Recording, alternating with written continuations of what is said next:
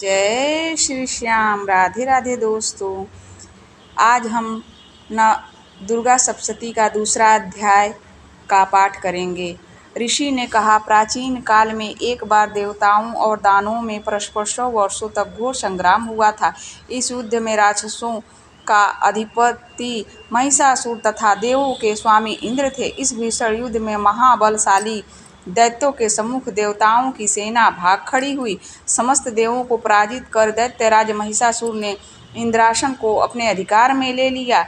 इसके बाद संपूर्ण देवगण सृष्टिकर्ता ब्रह्मा जी के साथ लेकर उस स्थान पर गए जहाँ भगवान शिव तथा विष्णु आसीन थे।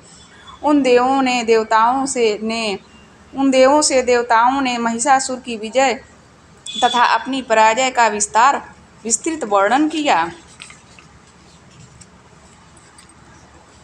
देवताओं ने भगवान से कहा, हे भगवान, महापराक्रमी महिषासुर ने सूर्य, चंद्र, अग्नि, वायु, इंद्र, यम, वरुण तथा अन्य सभी देवताओं से उनके अधिकार छीन स्वयं ही सबों पर अधिपत्य कर लिया है। उस पर पापात्मा महिषासुर ने सभी देवों को स्वर्ग से निकाल बाहर कर दिया है। अब निष्कासित देवगण भूतल पर मनुष्यों के समान भटक रहे हैं।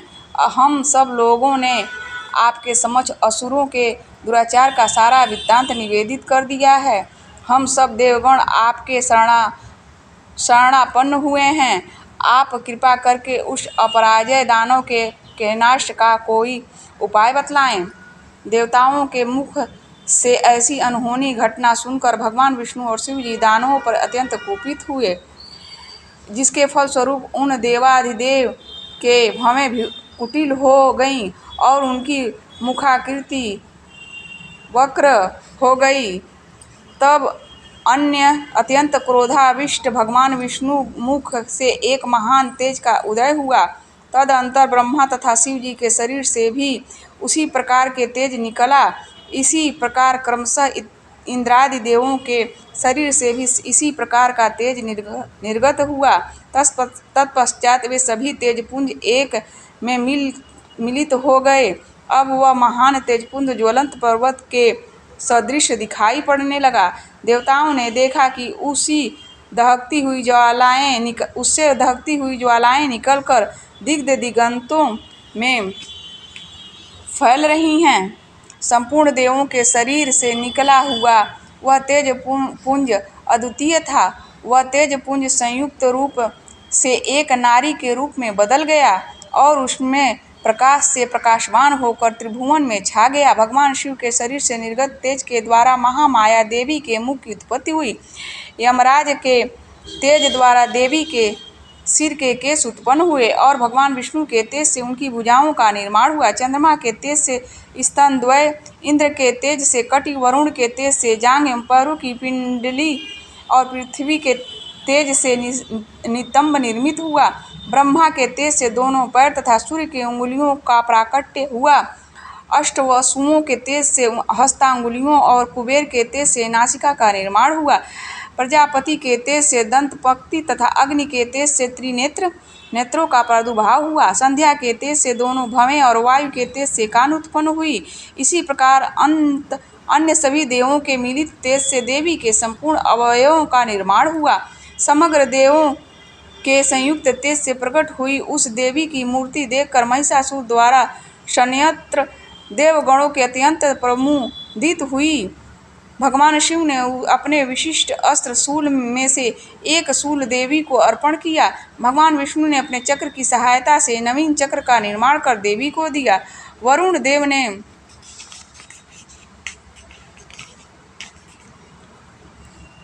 शंख, अग्निदेव ने शक्ति, वायु ने धनुष बाण से पूरित 2 तरकस उन्हें प्रदान किया। देवराज इंद्र ने अपने वज्र द्वारा निर्मित वैसा ही एक वज्र तथा ऐरावत हाथी से एक घंटा उतार कर अर्पित किया। यमराज ने काल दंड से प्रादुर्भूत दंड, वरुण ने पाश, प्रजापति ने स्फटिक की माला और सृष्टिकर्ता ब्रह्मा जी ने अपना कमंडलू देवी को अर्पित किया। सूर्य देव ने अपने संपूर्ण किरणों का तेज देवी के समस्त रोमकूपों में भर दिया।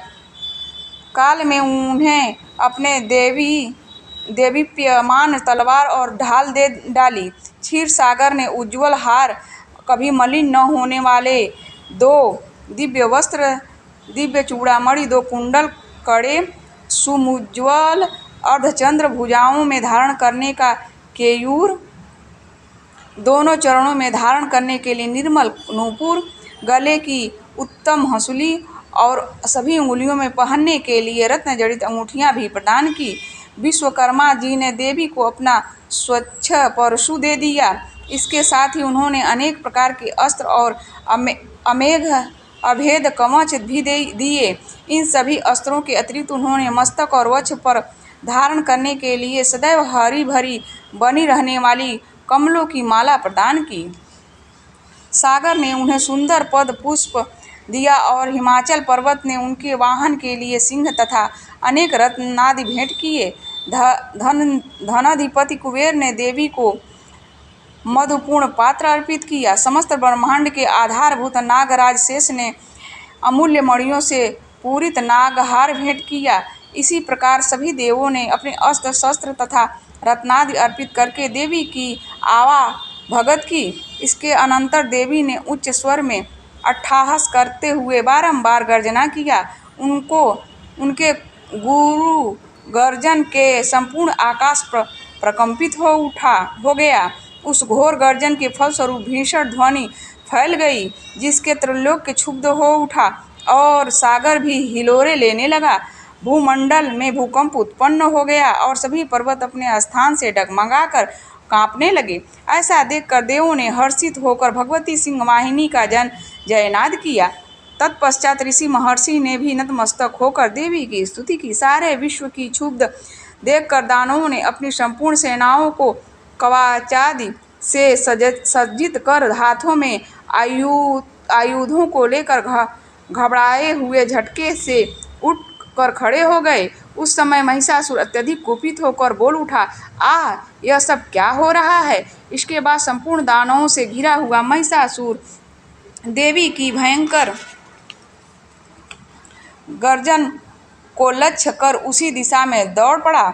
उसने वहां पहुंचकर देखा, वह देवी अपनी अनुपम शोभा से त्रैलोक्य को आलोकित कर रही है।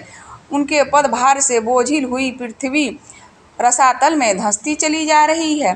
मस्तक किरीट से मानो आकाश में एक रेखा सी खींची दिख पड़ रही थी तथा वे अपने धनुष की टंकार से पाताल स्थित सप्तलोकों को विक्षुब्ध कर रही थी। अपनी सहस्त्र भुजाओं के द्वारा देवी संपूर्ण दिगंतों को आच्छादित करके खड़ी थी।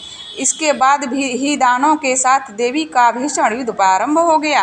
विविध प्रकार के अस्त्र शस्त्रों से समस्त दिशाएं चमक उठी।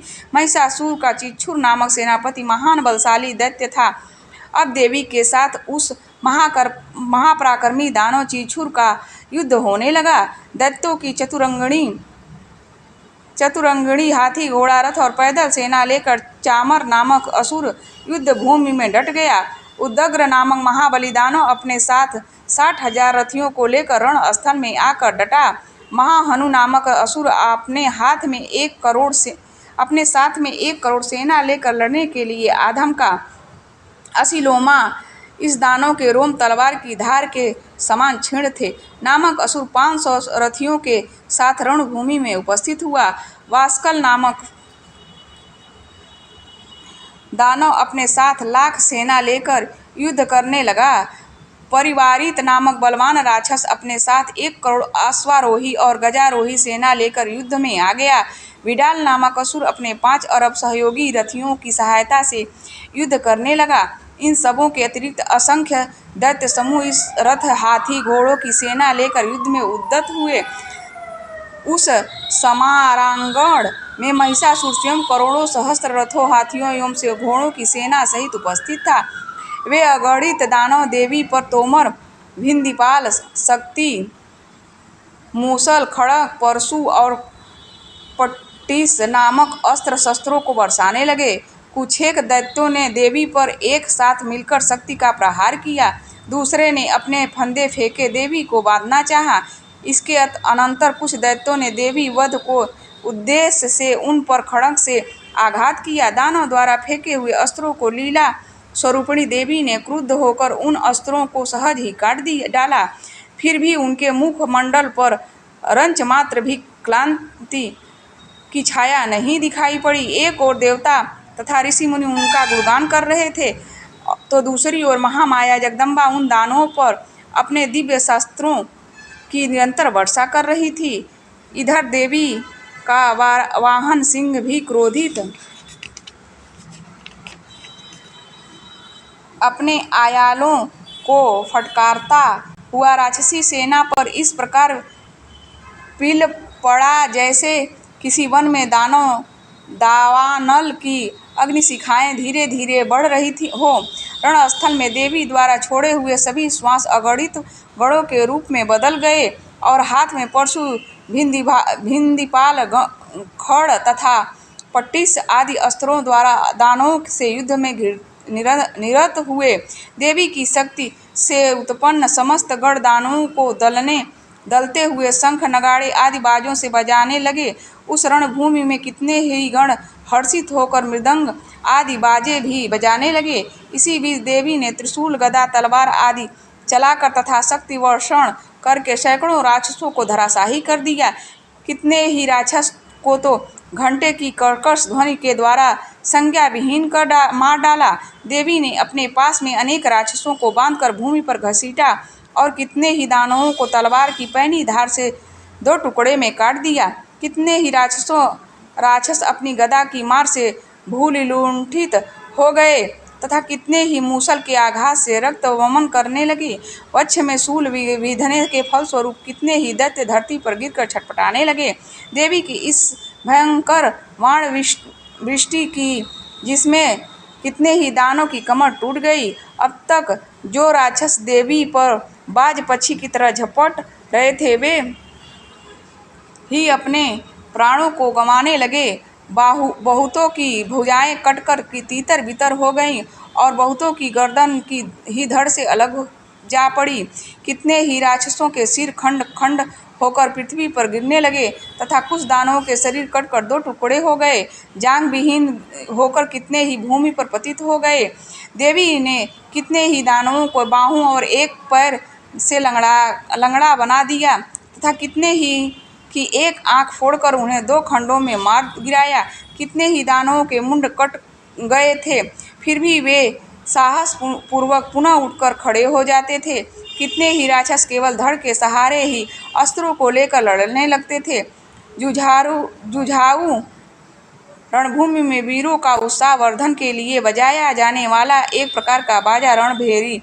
बाजे के राग पर कितने मुंडविहीन धड़ नृत्य करने लगते थे। राक्षसों के कटे हुए धड़ हाथों में तलवार, शक्ति, सृष्टि नामक हथियार लिए रणस्थल में दौड़ते हुए और कितने ही राक्षस ठहरो ठहरो शब्द करते हुए देवी को युद्ध की चुनौती दे रहे थे।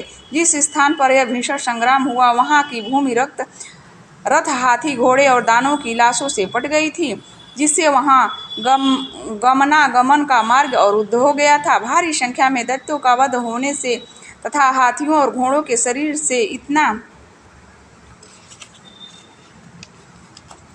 अधिक रक्तपात हुआ कि क्षण मात्र में ही वहां की भूमि पर खून की नदियां प्रवाहित होने लगी। जिस प्रकार तीर्ण समूह और काष्ठ राशि को प्रज्वलित अग्नि कुछ ही देर में जलाकर भस्म कर देती है, उसी प्रकार जगदम्बा जगत जननी ने भी क्षण भर में ही दानवों की उस विशाल सेना का संहार कर डाला। देवी वाहन भी अपने आया की द्रुत गति से फटकारता हुआ घोर गर्जना उत्पन्न कर रहा था। कितने ही दानवों के प्राण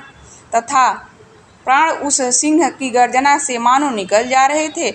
उन दानवों के साथ देवी के गणों में इतना भीषण युद्ध किया जिससे प्रसन्न होकर आकाश में स्थित देवगण उन पर फूलों की वर्षा करने लगे। इस प्रकार दूसरा अध्याय समाप्त। जय माता दी।